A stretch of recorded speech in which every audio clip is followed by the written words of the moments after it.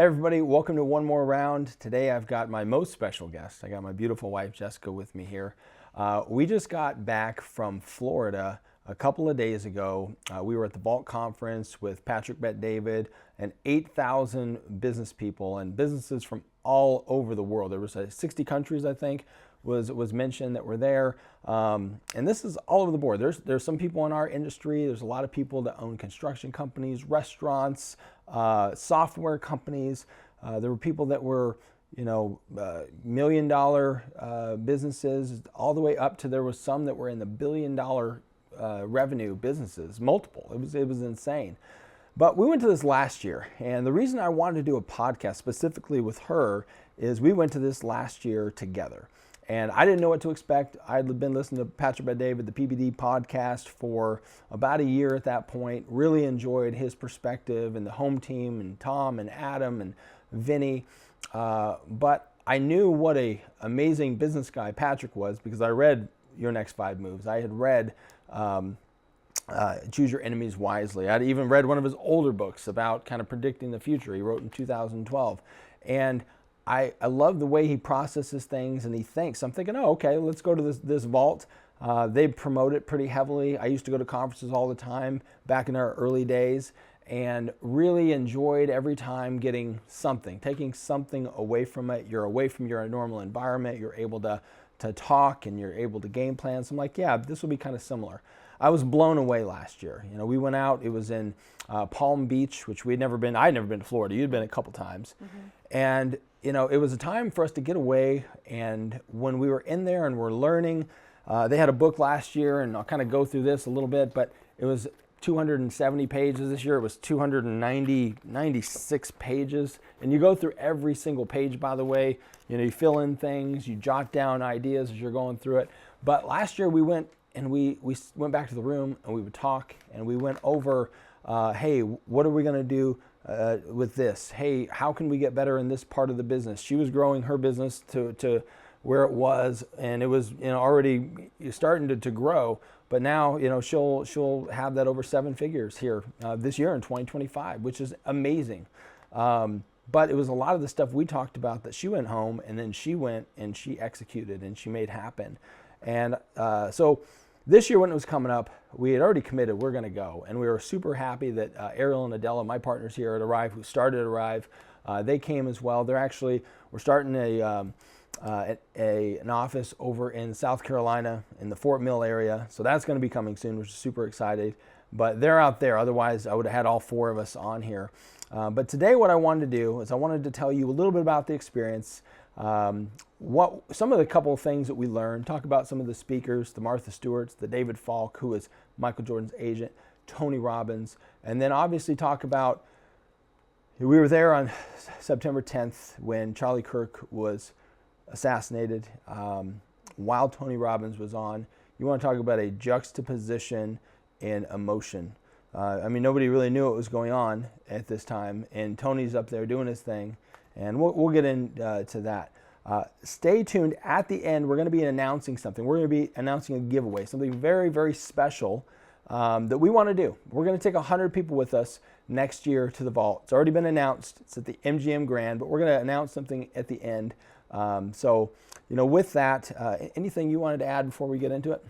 I think that one of the things that I really enjoy about this conference is that you're around people that are driven, that are going to be moving forward in business. Everybody has great insights. It's like everybody's so friendly when you're there. You're meeting people from all different places. We've met people from the East Coast. We've met people from California. We met people from the Midwest. And it's just like, it's cool to see everybody kind of come together with a common goal of wanting to be the best that you can be in your business and beyond. Yeah, it's a special environment. It's one of those environments that's hard to describe unless you're there because everybody does have a common goal. Like they all want to win. Nobody pays that kind of money, spends that kind of time away from their families, their businesses, if they don't have a hunger and a drive to win. And it's rare. You can't just go into some random restaurant and expect people to be like that. It's just not the normal. So it's like high achievers, people that want to do more, and at all different levels too. Yeah, I agree. It's special. One of the things that I'll start with kind of a story, and I'll have you add onto this. But so we get to our seats the first day, right? So we are there on Monday. We get in, and that night is just like networking, getting your badges and all that stuff. So we did that, met some folks, went and had dinner with Ariel and Della at this really beautiful restaurant that had this boat on a water, and you're kind of out looking this water in the Gaylord Palms, which is an indoor hotel that is gigantic. So think of the Cowboy Stadium, and it's about 1.5 times that size. And there's rooms that outlook, it's like being in Italy, it kind of feels like. But we're having a wonderful dinner. Then we do our networking thing and kind of prepare for what we're going to do the next day. But doors open on Tuesday. We get there, we're in the platinum section. So there's general, there's platinum, there's executive, there's founder and CEO, and like there's different price points and seats and all that stuff. But this year, you know, we did platinum. Last year we did general. So we go in, I sit down, and I like to sit on the end because in case I got to get up or whatever, I don't like to. I'm a big guy. If you probably can't tell from this, but I'm 6'4" and about 225 pounds. So me jockeying through an aisle is not always fun. You know, my butt in people's face and all that kind of stuff. But so I sit down, and this lady and her son says, "Oh, can we sit there?" And Jess hadn't quite got there yet because the lines were insane. So they had the security. This is before anything happened with Charlie Kirk, but the security was 2 lanes. And again, there's 8,000 people, and you got to go through security. So they had a non-bag lane and a bag lane, and we had a bag, we had a backpack. And she's like, "Well, why don't you just go in that and go get our seats?" And she stayed in the bag lane. This bag lane was, I mean, we're talking, what, 700-800 feet back? Yeah. And it was just slow. So I get in there. Lady and her son comes and sits down, and we start talking, and we're just trying to get to know each other. She's from the South Carolina, right actually by Fort Mill, which that kind of goes into the story later on that. But we're talking. I tell her a little bit about my story because she had asked. I told her I had some health problems and that I had a heart transplant, and I could see on her face something like she wanted to tell me, right? You somebody gets that look like they are listening to you, but like they need to share something. I said, "Sounds like you resonate with this." And she says, "Yeah, my husband died last year from heart failure. He died on the operating table getting an LVAD. An LVAD is what was supposed to go into me a week before I was approved for a heart transplant." Now, there's 8,000 people in there, and for me to sit next to her, and they were very successful business people, and her son, who they had started an AI company that he's running. For the chances of you sitting next to a person that has that kind of story and that kind of relation, you can't make it up.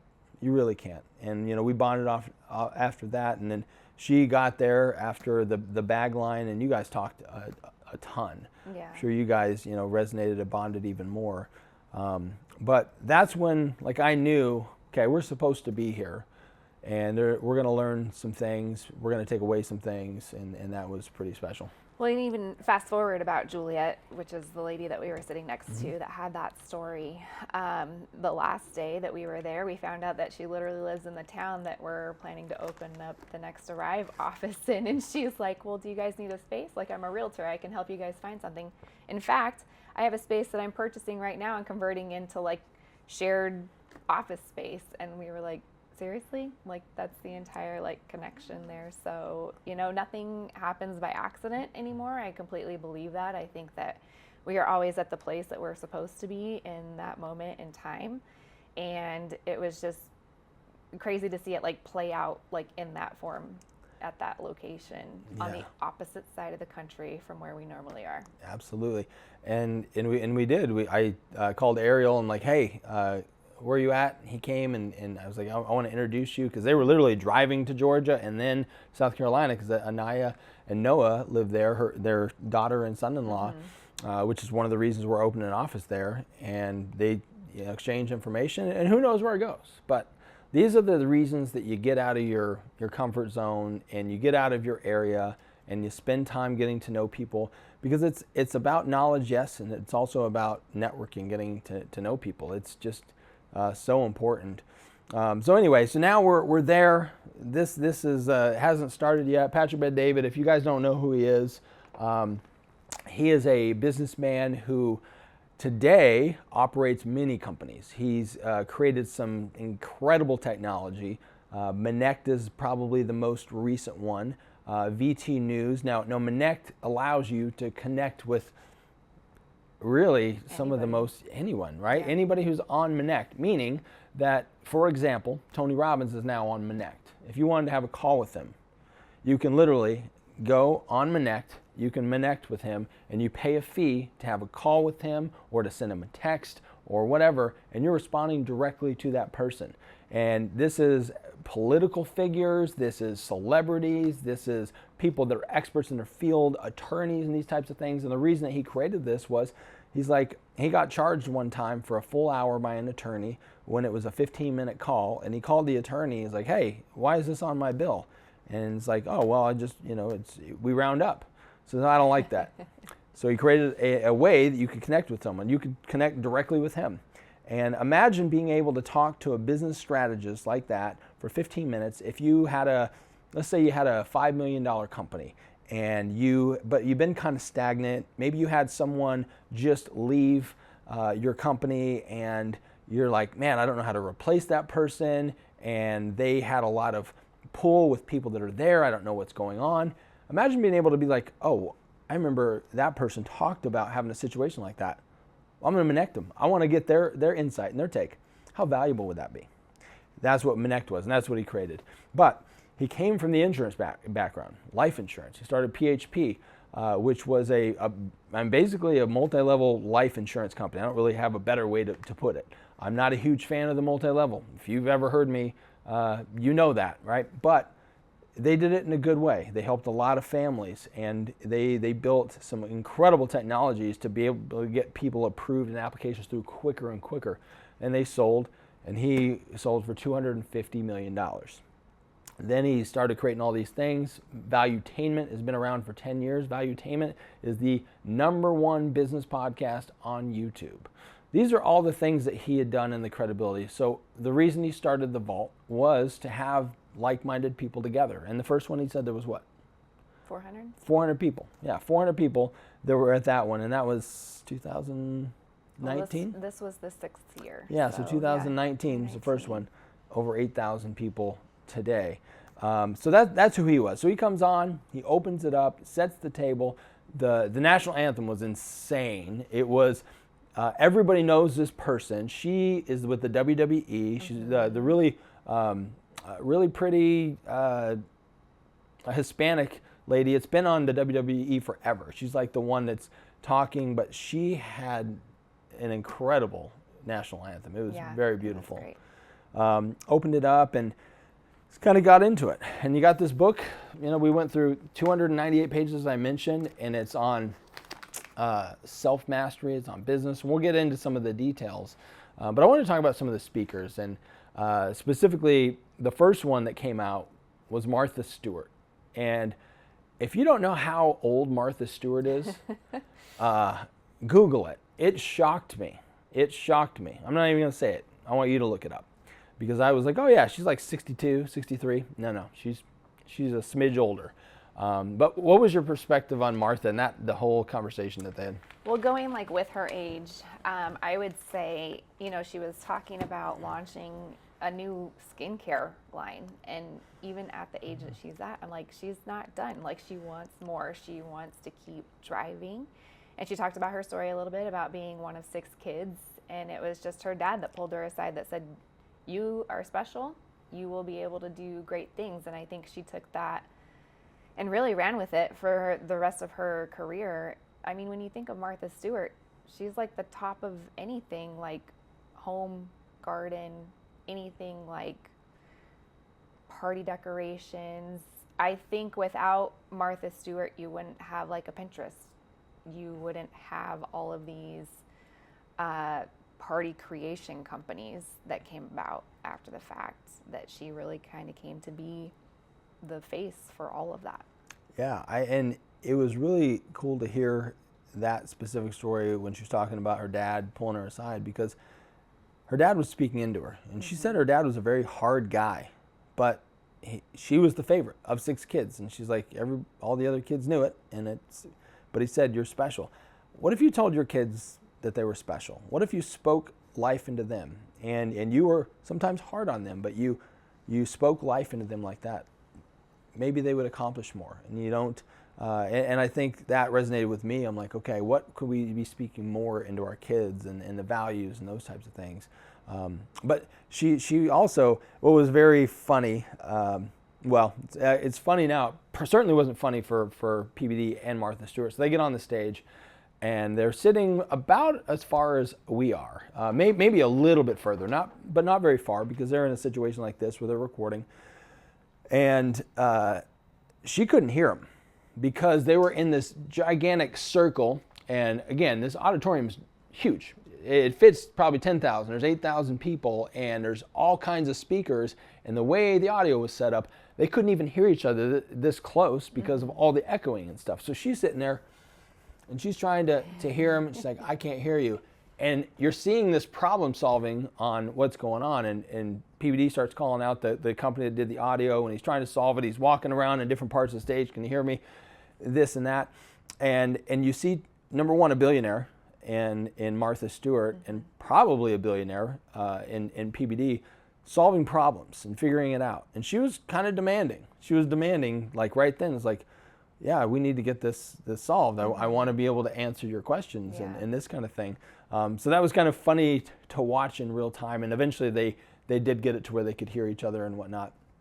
For her, I loved her wit. She's still super sharp at the age that she is. And it was very funny to watch her kind of with these little quick comebacks or how to suggest things. And it was very fun to watch, because I feel like when I'm that age, I still want to be that sharp, that quick. Absolutely. To be able to and I think that way. I think one of the ways you get there is you just are constantly growing, and you're constantly in that growth mode, which is why you go to conferences like this, and you constantly are reading books, and you're trying new things, and you're not afraid to fail. She's not afraid to fail.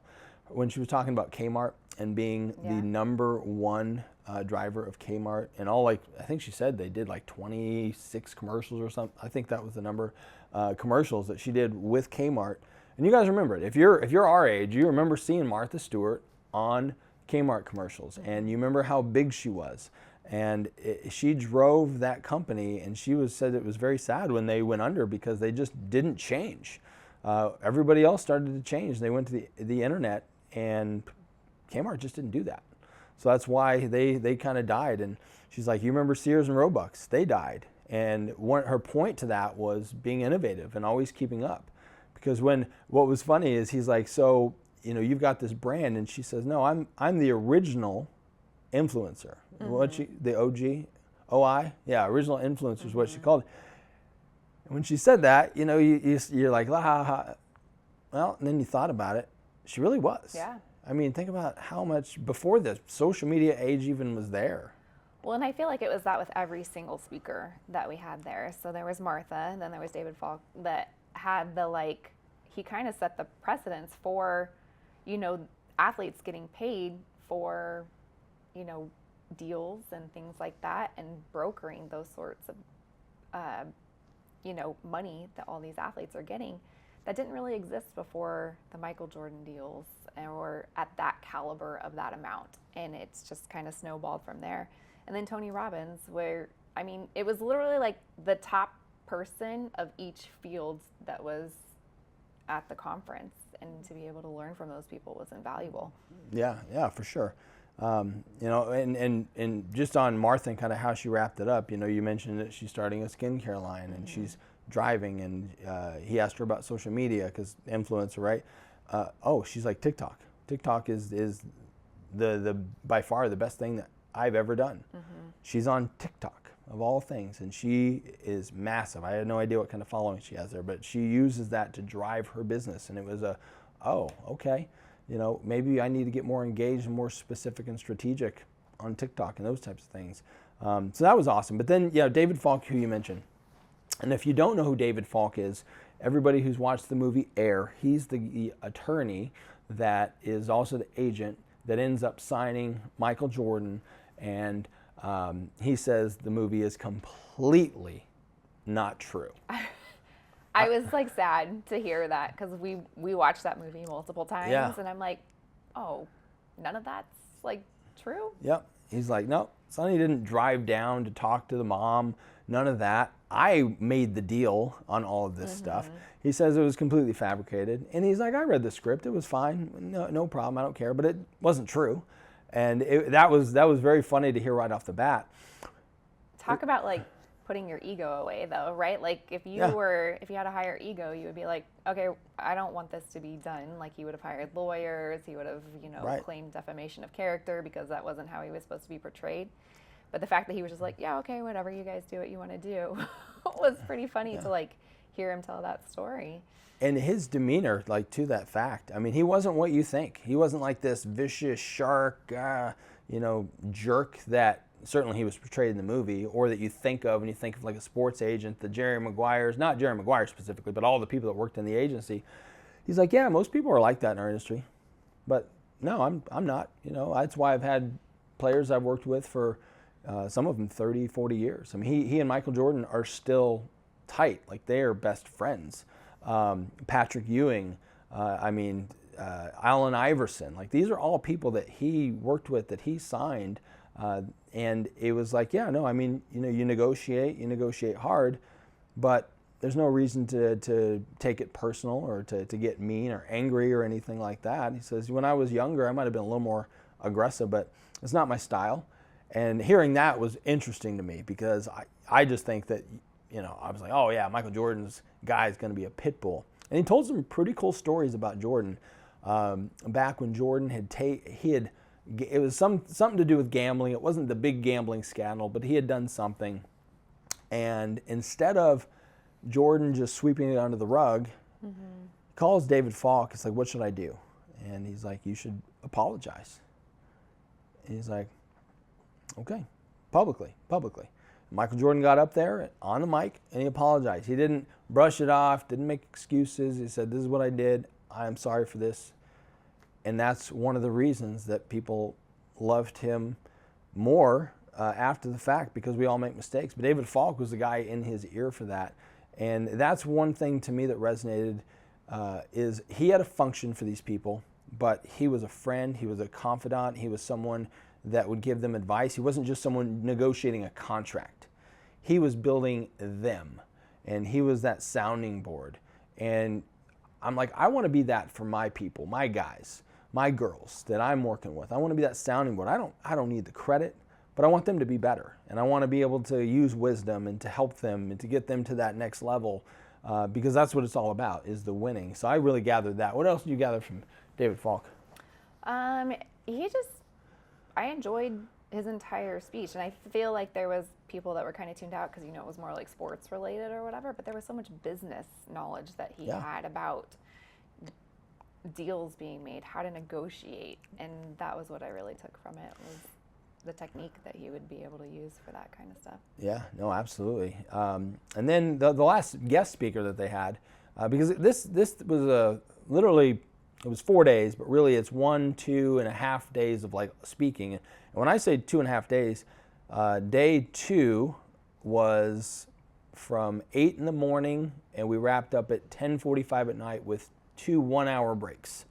And then day 3 was about 8 in the morning until 6, a little after 6, with 1 hour break in there. And then day 3 was from 8 to noon. So it was a lot of time. So of all this, these 3 speakers, they made up maybe 3.5 hours probably about 5 hours with Tony. Yeah. So 5 hours out of about 25. And then Tom did an excellent job, and I'll talk about Tom here in a second. But Patrick Bet David did almost all of it, all the rest. And he talked about that, where it's kind of been the format since they started. But he did talk about, like, in the upcoming years that there will be more panels that are happening, and he wants to kind of transform that. But the fact that the guy can roll for that many hours, I mean, he's used to doing it, right? Like, he has his podcast that he does every single day. There's tons of coaching that he does for people one-on-one. just the knowledge that he has had coming up in business over the last 30 years, and being able to hear from somebody that has seen it all, even with like the changes in the economy and anything happening globally. It's insightful to be able to get next to somebody and hear from somebody that can really speak on just about any problem that you might have in business. Yeah, absolutely. And there's nobody better than him to orchestrate all that. But now Tony Robbins comes on, and we've been fans for not fans. Fans is not the right word. Yeah, there is a part of me that's like, yeah, I'm a fan of what he's done. I've learned from this guy for years without ever seeing him in person. I've read Unlimited Power, Awaken the Giant Within, his 2 financial books, which names escape me at the moment. I've listened to a bunch of his CDs. I've listened to him talk on YouTube. I've probably, no joke, spent 100+ hours of my life listening to this guy, trying to understand some of the things he talks about. And I don't necessarily agree with everything. I haven't used everything. But he's made a huge impact on my life, and I'm sure if you know who Tony Robbins is, he's made an impact on yours. You did the one. Yeah, it was the Unleash Your Power. It was during COVID, and it was usually his event that he holds in person with 20,000 people plus, but it was all online that year, and it was him still presenting like he usually does. Everybody had their little camera on for their webcam, and so it was like people jumping up and down while they were there, still doing the activities that he puts everybody through. It was just a virtual experience for it. And it was at that time, kind of in between, I had been in the middle of closing Eldorado Vinyl, which was the personalization company that I had doing cups and shirts and wood things. And it was kind of just like a break in between where I didn't really know what I wanted to do.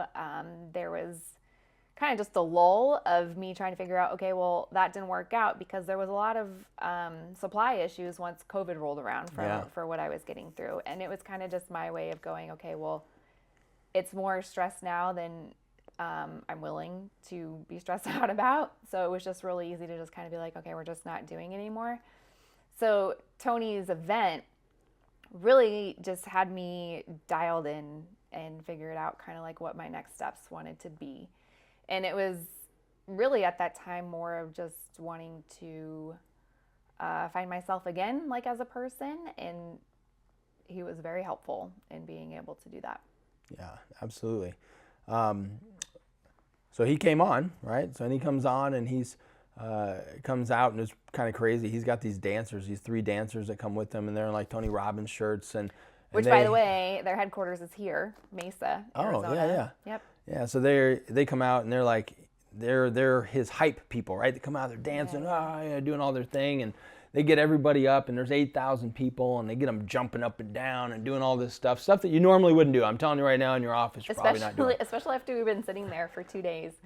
Really, it's kind of, I would relate this to kind of a bachelor's in business by the time that you leave. Yeah. It's very heavy on education portion of it, and then it's like that kind of stops, and then you bring Tony out, and it's like this hype kind of situation. Yep, hype, and then some critical learning things that he goes through.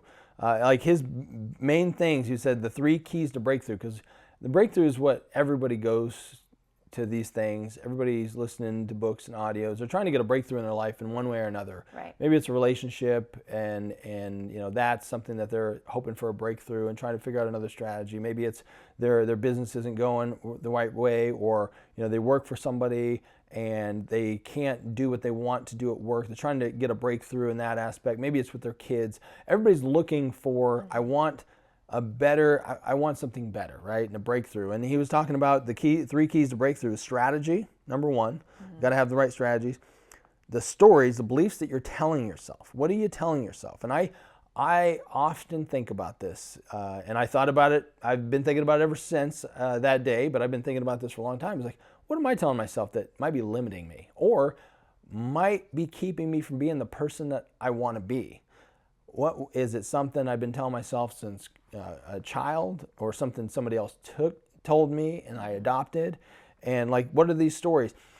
To give you an example, I'll never be rich, or I'll never have more than just X, Y, and Z. Or, I mean, I was nothing special. I don't know. My kids will probably just, go to college and, hopefully they'll get a good job. But they'll never do anything spectacular. Or, my parents were fat. I'm just big boned. I'm always going to be fat. I'm always going to be like, these are stories. And these obviously are terrible stories to tell yourself if you're telling yourself these things. But no, you don't have the right strategy, right? You're not, and this is something that you're telling yourself. And then the other one is state. What state are you in? And he has a whole thing on this, and I can't even begin to do it like Tony does necessarily. Or is that a story I'm telling myself? But he talks about getting in a state. How do you feel when you're confident? How do your shoulders, how do you breathe? Where's your head at? And then he had us do this exercise to where you try to, paired two people up. So her and I were paired up.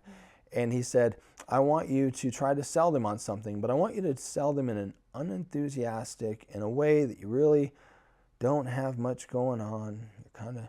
And then do that for a minute. So she was trying to sell me on getting another dog. And it's going to happen someday. Right. So she did it the first way. And then he's like, no, tell them what they did when they sounded like that. So you tell them about the posture, the way their voice sounded, the way maybe they phrased something. And so we went and did that exercise. And then it was like, now with all the enthusiasm and confidence, like what's going to happen, I want you to sell them on that. And then you do that for a minute. And in that time, it was still a hard no, by the way, but she got me a little closer, and she tells me that. And then you're sharing with them what their posture was, what their voice was like, how they were maybe using their hands, if they use their hands, or their eyes, and you share these things. And that's the difference in state. And then he's like, see, you can put yourself in any state you want. And he gave us a couple of exercises with that. So strategy, story, problems, and state. So he goes into these things. He's running for like an hour and a half. He's telling all these stories. And if you've ever listened to him, I mean, the guy knows every major person on the planet. And it's not even a hyperbole. All the presidents, all the celebrities, the right, the left, the Christians, the non-Christians. I mean, the guy knows everybody. And so he's, sharing a lot of those stories, and they're all anecdotes to teach you different things. And he's got a lot of energy. And then like every 10 minutes or so, the dancers would pop back up on stage and he'd do this whole thing. So there's all this energy, right? And we're getting down, and I'm sitting there because he had us sit down at one point, and I had just looked at my phone, and I see all these notifications. It says Charlie Kirk was just shot. And I'm trying to be present, so I put my phone back in my pocket, and all I'm thinking about now is he going to live? I mean, what? God, that's terrible. And then the guy sitting next to us from Canada, which he told us some crazy stories about Canada, which I won't get into today, but they got some problems. Really nice guy. He had showed her on the phone the similar thing maybe 5 minutes later, and then she showed me, and I didn't tell her I'd already seen it because I'm trying to stay present at this moment. And we get up. Tony has no idea any of this is going on, by the way, at all. Like, he's doing his thing. This hadn't happened. It had happened while he was on, presenting and stuff. So he walks off the stage. Patrick comes back up, and I had just been notified a few minutes prior to that, like he had died. And a couple of my people had sent me text messages, and I'm like, oh my gosh. And I started to well up then, and I was like, okay, hold it together, because Charlie Kirk, to me, he's the voice of a generation in America for Christian. Yeah, I mean, he's the voice. I would put him up there with Martin Luther King, and there's no doubt about it. He had more influence than him. And I don't mean that in a bad way or negative to Martin Luther King, but with social media, he did. People all around the world knew this guy. And he just was assassinated. Patrick comes back on stage, and he says, Tony, amazing, thank you so much. And they announced that Tony's going to be on Minect. He's actually the biggest investor now in a Minect, which was cool. And then he switches, and he says, I don't know if you guys know what's going on.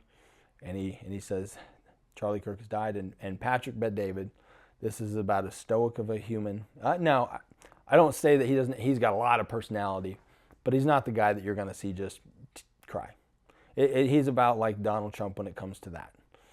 And he did. He started to well up while he was sharing the news with us that Charlie Kirk had been assassinated and he had died. And then he brought Tom Ellsworth. And if you don't know Tom Ellsworth, follow him on Instagram. Amazing, the Biz Doc.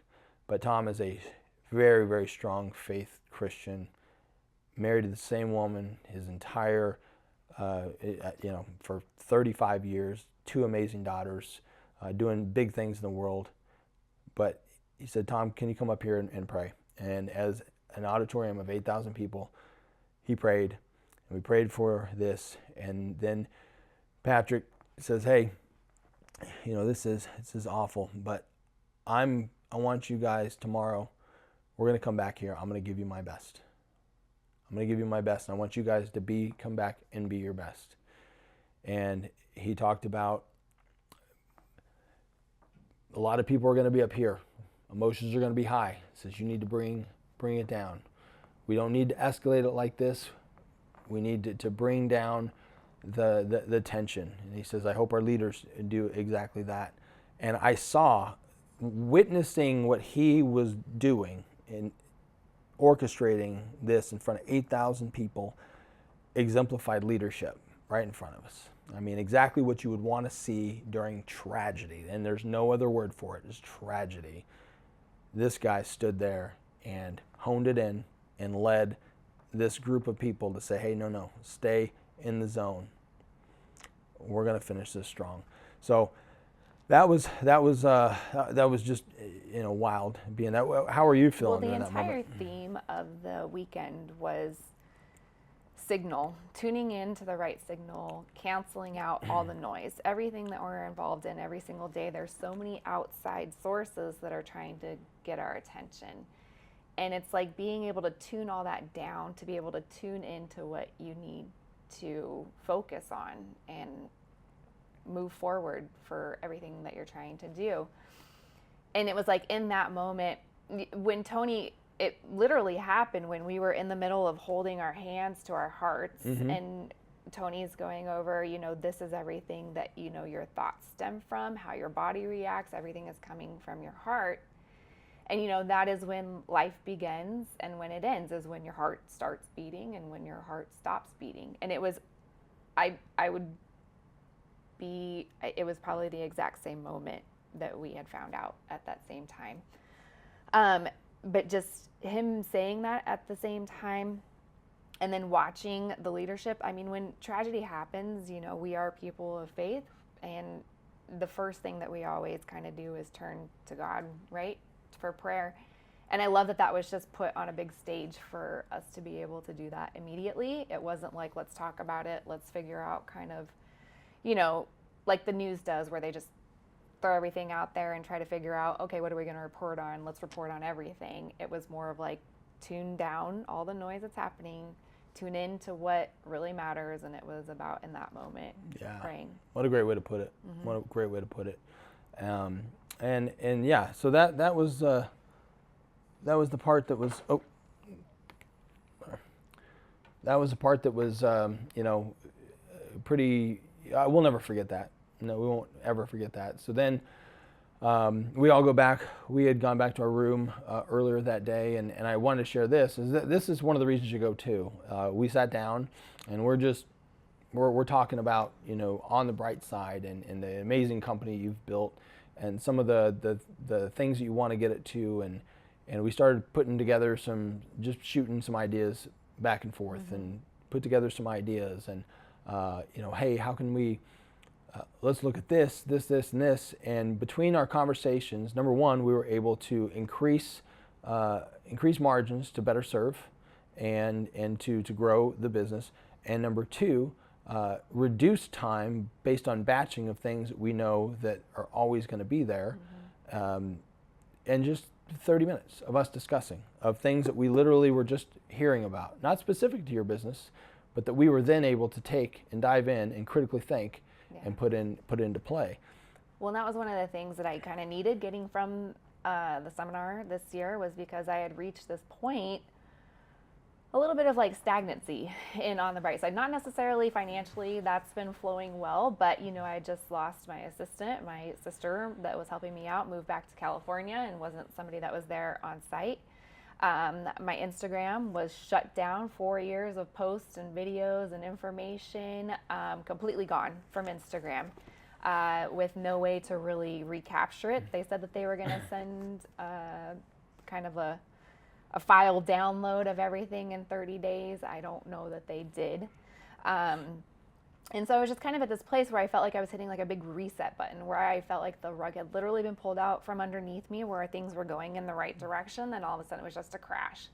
And this event was something I was kind of hoping just to kind of, like we talked about, tune down all the noise of everything that's happening around and tuning into what is actually going to help me grow and achieve the things that we want to achieve in that business and in our family. Yep. So it was amazing to be able to do that and have the focus to be able to and that's kind of along the same lines. This is one of the reasons you although last year we had gone, and a lot of the material was similar, and some of it was the same, right? But you're never the same person a year later, ever, right? Right. So last year, like I felt like when I went, it was more of like how to grow the business because I wasn't at the volume that I wanted to be as far as what was moving through the business. This year, it was more of logistics. How do I make things move in a more uniform fashion, and putting in processes of things to make it work better and more efficiently for me, and realizing that a team is essential to making that work. Absolutely. And just to dive in more on that thought that I was having there, the reason you go to these things, even though a lot of the material is going to be the same, you're not the same person. You're not going to have the same problems. You're not going to be the same age. You're not going to have, your kids aren't going to be the same age. Your wife and your relationship isn't going to be the same. And this can be up, down, good or bad, right? You could be better. Hopefully, you're further along. But you're further along in your business. You're further along in your marriage. You're further along as a parent. And you're looking for new strategies to go to the next level, the next thing, the next breakthrough. So things that didn't apply to you a year ago apply to you now. New things open up. This is why it's always good to be seeking. The Bible tells about seek and you shall find. Seek, but you have to be seeking. So if you're not putting yourself in a place to seek, you will live the same year over and over and over. But you go to this because you've been building and you've been charging, and your relationship you've been working on, or maybe you've been getting your health in a certain place and you're just in a different place. So going to this, even though the material might be the same, the things apply to you completely different, and different things will apply to you that didn't before. And that's a huge thing that I hope people take away from this as well.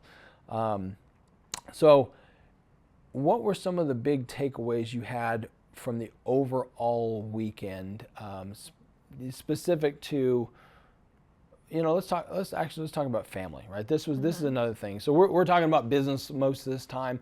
The reality is a lot of it was on yourself and on your family. A lot of the stuff that was in here in the beginning was yourself and your family and values specifically. And one of the things I really like that we're going to do with our kids is PPD, he sits down with his kids and they go over values as a family values, and they actually write them out and they have them up of, hey, here's what we stand for as a family. And I want to do that with our kids because I want it to come a lot from them. I want to hear what they value, because although they're 15, 13, and 8, and yes, they're still being shaped, they're kids, we're parenting, we're stewarding, we're doing what we do as parents. They have their own brains, their own thoughts, they have their own experiences that we don't have. They're seeing the world in different ways, right? I want to hear what their values are and what they hear. So we're going to, as a family, we're going to come to this. And granted, we're going to guide it, trust me. But then we have a family value system that we're going to talk about. And I think it's extremely important to do those types of things. How you parent your kids, how you talk to them about things. PPD always talks about both the Kennedys and the Bushes. Now, you may hate both of them. It doesn't matter. Just listen to the scenario here. They, at their kitchen tables, number one, they ate dinner almost every night together when mom and dad were home. They were always at the dinner table. and they would have conversations, and they would talk about things, and they would have debate. PBD does this. Like, there's no phones while at dinner, which I think is a great rule. I break it all the time, and I would be happy to implement that. But just to have discussions about different things that are going on, and it doesn't have to be confrontational, but it opens up talk and debate, and it gives them those skills and the critical thinking skills, and I think that's a big thing. But from a family perspective, did you take anything away? Yeah, I love that it's like one of their main focuses as far as values. But if you're not the one speaking into your kids, it's going to be social media. It's going to be their friends at school. It's going to be other influences in their life. So you just kind of have to figure out, who do you want speaking into your kid, and you want it to be you because you know them the best and you want what's best for them. And just being aware of who they're getting their information from if they're not getting it from you. But I do think that the family aspect, what I wrote down as far as like the values that I felt like were portrayed this entire weekend was God, family, country, business. And just all four of those things are really what they all stand behind. And from where we are, I mean, that's all things that I can get behind. Yeah. In our, we already hold those values. It's just great to be with other people that also hold those same values, that want good in the world and not evil. Absolutely. Well, one of my big takeaways from the weekend that we're going to implement here at Arrive, and Ariel and Adele and I are going to talk about it specifically because we had talked about it at the function that we were at, but is case studies. This was really cool. So several times during this event, you would have a case study, and it would be a specific thing that's going on. Then you would get into groups and you would discuss how you would handle that situation. One of them was about a company that the father had 3 sons, or I think one was a daughter, but they had 3 kids, and they were going to, I think the Aaron was Debatable, definitely a daughter, right? E-R-I-N, definitely a girl name. Yeah, a girl name. So two sons and a daughter, and he wanted the company to start going to them, and they had one that was a strong leader, one wasn't a strong leader, but he was the oldest, and then you had one that was away. She was an attorney or an accountant or something in New York, and then the other one had the chutzpah, but he was the youngest, and he was a little green. He didn't know the business and hadn't been working in it for 12 years. And it's like, okay, he wants to do this. Here's what the company does, X, Y, and Z. Talk about what you would recommend to help him drive this business, pass it on, success, right? And then you get together and you talk about it, critical thinking. You have your thoughts. She had hers. The 2 people we were talking about. And then we worked through it. Okay, what are your next 5 moves? What are the moves that you start making? Boom, you jot it down. You're thinking about it. Great exercise. Yeah. We did another one, and I won't go through that whole scenario, but it was a really, really good scenario. And I'm thinking, gosh, dang, case studies. And he's like, case studies are huge. We do this all the time. He said, when I implemented this in my business, where we started doing this as a company, everything started to change because we all started to critically think, and ideas would come from everywhere. I'm like, well, we're going to definitely need to do that at Arrive. So we're going to do case studies specifically on people in different modalities for retirement in different scenarios. And we're going to get together as advisors. And we're going to talk through, hey, how should we handle this? What do you think? Blah, blah, blah, blah. So that they're not just hearing me talk, or Adela or Eli or Ariel or Randall. They're like, oh no, okay, great. Yeah, this is what I would do. And I'm like, I might be like, dang, that's a really good idea. I didn't really think about that, but that's a good way to position it based on X, Y, and Z. Case studies help people critically think. So we're going to implement that, and that was a huge, huge thing that we took away from it. That's an action item. I think as far as like action, the one thing that I took the most out of was probably the project management piece that Tom spoke on. And his line was, if you don't take control of the day will take control of you. And I am a sucker for that. I will immediately go through and just kind of let things keep piling up on my to-do list instead of setting forth either time blocking like he talked about, or just actionable items that you have to accomplish that day, instead of just everything comes to you and you feel like you have to take care of it like right then in that moment. That's one of the things that I have to implement now, especially with our family and all the things that the kids are involved in, all the meetings that we have, all the networking things that we go to, being able to group it all together to get more effectiveness out of my day instead of me just feeling like I've been ran over by a truck at the end of the day with everything that had to come down and be done. Absolutely. And I didn't even mean to skip over Tom's talk, because he gave one of the best talks, and what I took out of it is project management. Mm-hmm. He literally talked for about 45 minutes on project management, and he goes over number one, like training your team. How do you train your team? Calendar, projects, accept.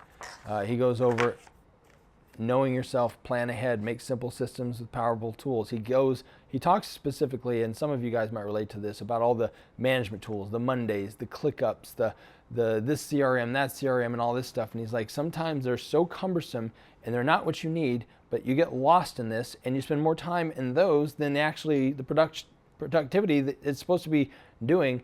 And he's like simplifying that, deliver. And he said something, and I can't even give his talk right now, but I will say one thing that I love that is a takeaway for everybody is when you're breaking down a process and you're trying to make it go faster. He says, write out every step of the process. So let's say, for example, that on the bright side, right? You get an order in, from order to package. And okay, I get the order in, I do X, I do Y, Z, get the shots, get everything loaded up, throw ice in, blah, blah, blah, blah, blah. You literally put that whole process. He says, then take out a step. Just take out a step. Figure out any step. Take one of them out. Okay, can it function without it? Okay, good, it can. Take out another step. Can it function without it? Mm-hmm. And if it can, awesome.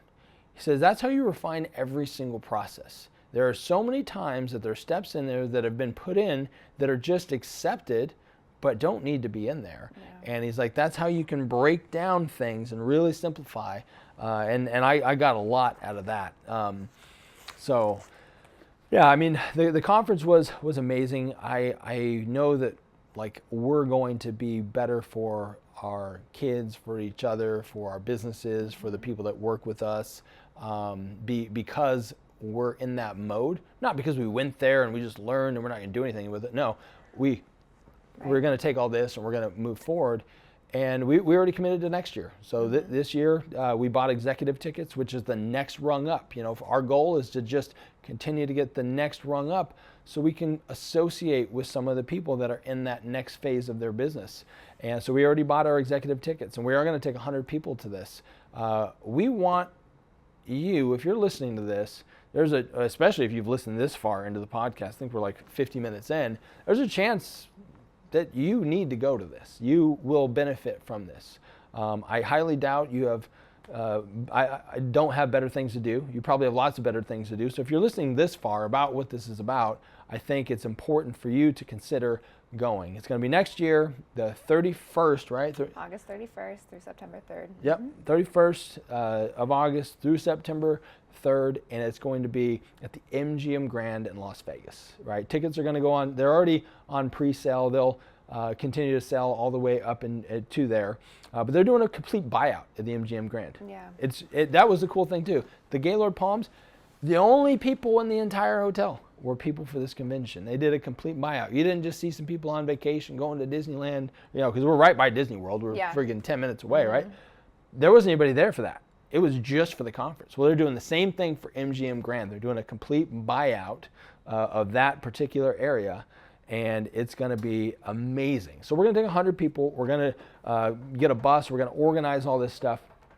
If you're listening to this, I need you to, we're going to be giving away one of the general tickets, right? This is going to be, right now I think it's $397, but by the time it really goes on sale to the public, it's going to be $500 for $497. We're going to give away a free general ticket, but here's what we need you to do. Number one, I want you to like this channel. I want you to share this out with somebody. Do that, boom, that's awesome. I want you to like On the Bright Side AZ on Instagram. Go on there, like it. You can share it if you like some different things. Follow me, Joshua C. Norris. That's where all of my personal and business stuff is. It's just simpler that way. She's kind of done a good job of separating the two. If you do those 3 things and then send me a DM on Instagram and say, I want to go. That's it. I want to go. We will do the drawing. This will probably hit, by the time you're listening to this, it's probably Tuesday the 17th. Tuesday the 17th. So by the time you're listening to this, Tuesday the 17th, we're going to end this at the end of September. So anytime between now and end of September, shoot me that. I will put you in, and we're going to give away 1 for sure, and depending on how many people, we may give away 2. We may give away 2. So, and that's coming out of our pocket. Nobody's paying for this. We just want you, if you're interested and you want to go with us, we want to put this out there. So, any last words? No. I do think that if this is something that you want to do, don't sit on it. Do it. It will be beneficial for you, and there will probably even be some insight that might even change the trajectory of your life. Absolutely. Couldn't have said it better. Well, we appreciate you guys. I hope you got a lot out of this. If you have any questions, send us a message. Be happy to answer. But we will see you all next time.